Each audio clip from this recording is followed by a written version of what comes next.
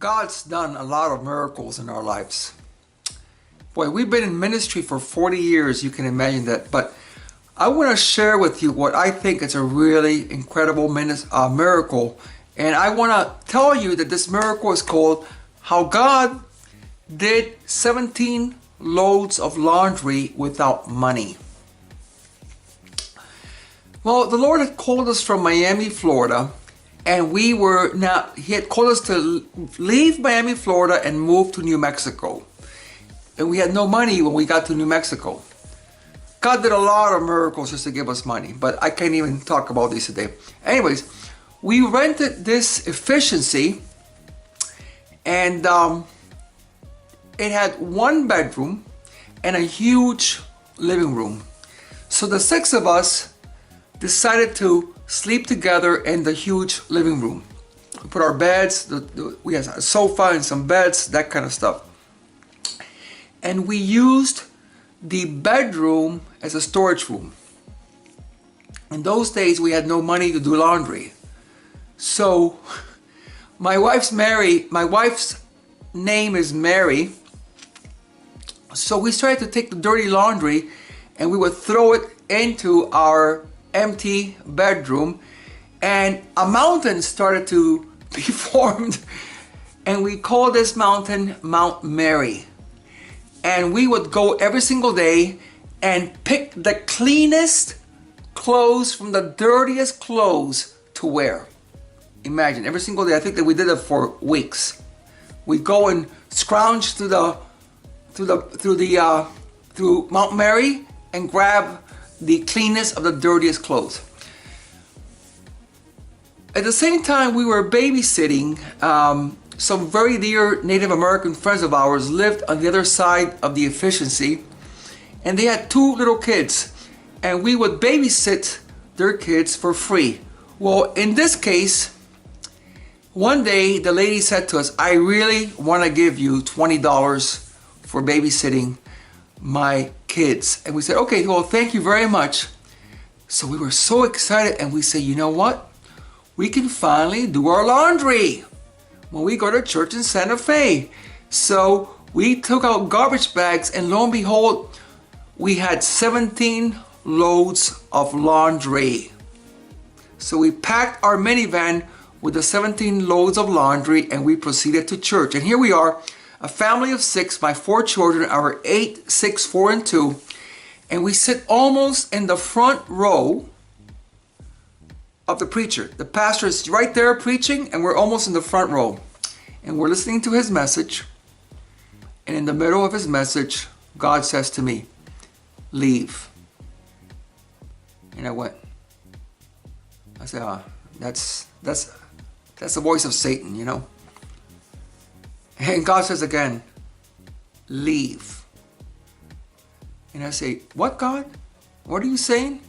He says, "Leave." And I say, "God, do you know how rude that is? That we're sitting in front of this man and you're asking us, the six of us, to just walk out? We're sitting a row from him?" And God says, "Leave." And I started to have this silent argument with God, okay? But who knows? You must know that you can't argue with God. When God says something, you can't change his mind. And God says, "Leave." So this was one of the most embarrassing and humiliating things that we have done in our lives. The six of us with our heads down just like this, just proceeded out of the service. We were so embarrassed. And we get to the lobby, and there's a 40-year-old man, a middle-aged man, standing there. And he points to my 8-year-old daughter, and he says to her, "Come here, little girl." Now, what do you do? I'm this father, okay? I'm this dad. And this middle-aged man who's my age is saying, "Come here, little girl." I mean, what kind of reaction do you have? So I said, I pointed at my daughter and I said, "Okay, go." I'm watching this guy as an eagle, okay? And my daughter goes up to him And the guy sticks his hands in his pocket and pulls out $20 and gives it to her. And then he kind of walks out. Doesn't really say anything. He kind of leaves. Now we have $40. So with the $40, we go to a laundromat in Santa Fe. And we had no detergent. So we had to, the little machines that you twist and turn and the little detergents come out. So we had to buy that detergent. And do you know how much it cost with the laundry, the 17 loads of laundry and the detergent? $39.75. And we had $40.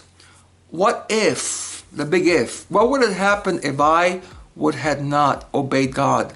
We would never have done the laundry.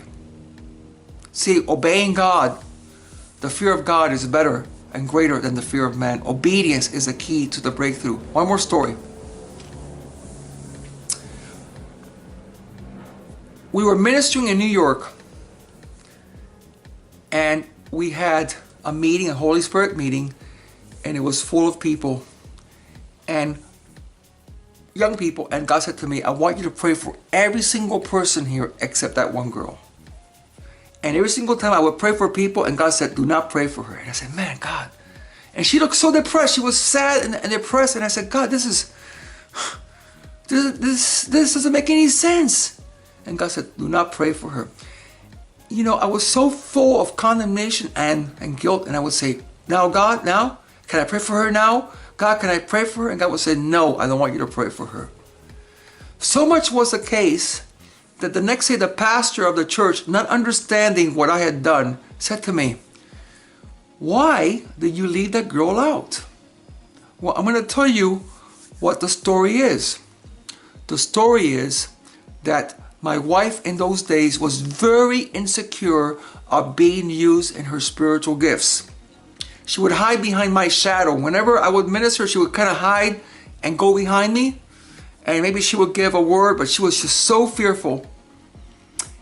What happened was a team of people got angry at me. They never told me, but they got angry at me because they saw that I kept on leaving this girl out. And my wife joined that team, and they got the girl and they started to pray for her. And this girl laid out this scream. She screamed and she fell on the ground. And my wife and these girls were praying for her, and she was set free. I don't know of what, but she was set free. And she got up, and when she left, she had a look of joy, and her face was shining. You know what? And my wife gained a lot of confidence in stepping out to minister in her spiritual gifts. If I had disobeyed God, and pray for that girl, my wife would have been robbed of the opportunity to pray. So that's why I tell people, you know what? The key to the breakthrough is obedience. It's not what seems right. It's not what seems wrong. It's not what seems logical. It's not what seems illogical, but it's obeying God. Well, thank you so much for giving me that opportunity to really share my story with you. Okay, man. Bye-bye.